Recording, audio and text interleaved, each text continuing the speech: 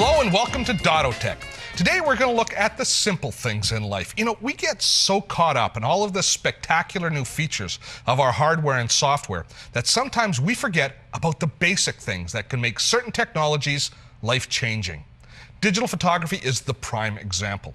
I want to return to the simple things, meaning what to look for beyond all the fancy features, the things that make digital photography the phenomenon that it's become. So today, we're going to try to rediscover the joys of printing, and it's just in time for Christmas. Now, I don't know about you, but I would rather get a great picture of a loved one for Christmas than just about anything. Well, anything that isn't a new fishing rod or a boat. Yeah, a boat would be nice. Or a big screen home theater. Yeah, that'd be good too. But a picture would be great as well. So what does it take to get great photos? Well, you're going to need a good camera, you're going to need a computer, Mac or PC, you're going to need, of course, your printer, and then the supplies that you choose. And each one of these plays an important part in the whole process.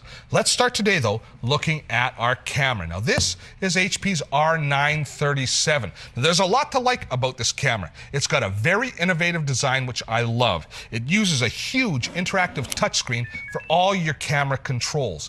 Now, when you think about all the things that you need to look for in a great camera, it all starts right here on the lens.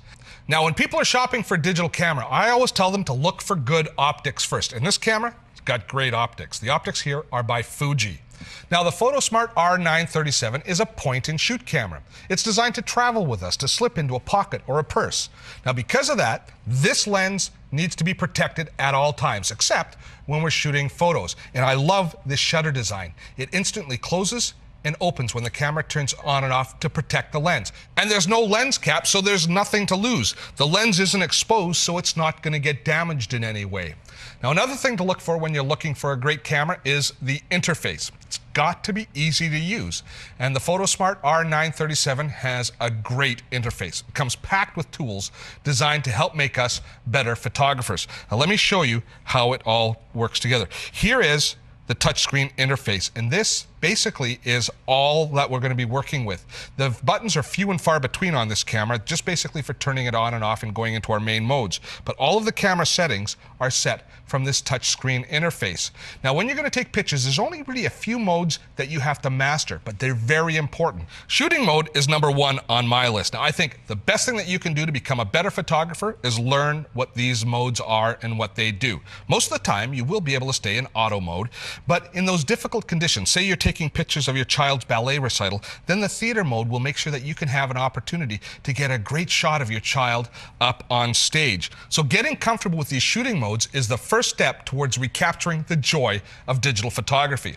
Now, the second step is learning a few subtleties that will make a real difference. And I'm going to show you this one right here, which is white balance. Well, you and I don't think a lot about color. See, colors can look different under different lighting conditions. For example, when you're outdoors, colors actually have a bit more of a bluish tinge. If you're indoors, colors can appear a bit more yellow, unless you're under fluorescent lights, in which the colors get a kind of a green cast. Now, our eyes are amazing mechanisms. They automatically adapt and filter out the colors so that we always see true colors. But cameras can't do that. So high-end photographers, and all cameramen actually, spend a lot of time thinking about the color of light when they're taking a picture, and they spend a lot of time adapting for that. You and I don't have the skill to figure that out, so instead, we'll let the camera take care of it for us. Here we have all the basic lighting conditions covered. So choosing the correct lighting condition when you go to take a photograph will mean that you end up with a photograph that originally has better quality color. Now, you can always adjust color later on in editing, but it's better to have as close to the original color as possible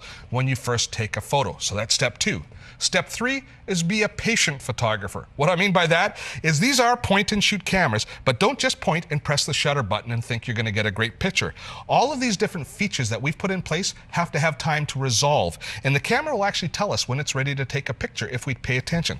So if we take a look here on the screen right now, I've got a focusing bracket here, and if I just press down the shutter button, it will turn red, telling me it doesn't have a good picture, it doesn't have anything to focus on, it doesn't know what it's doing. Whereas if I have a subject that the camera can focus on, I press the shutter button down halfway, and now the focus brackets are green, telling me I've got a picture that's viable here. All those different settings are going to work, and then I press the shutter button, and I've got a photograph that works for me. When we look at cameras, we often look for features that professionals or high-end amateurs will both like and use. But the truth of the matter is that most of us don't know how to use those features, and we're never going to learn to use those features.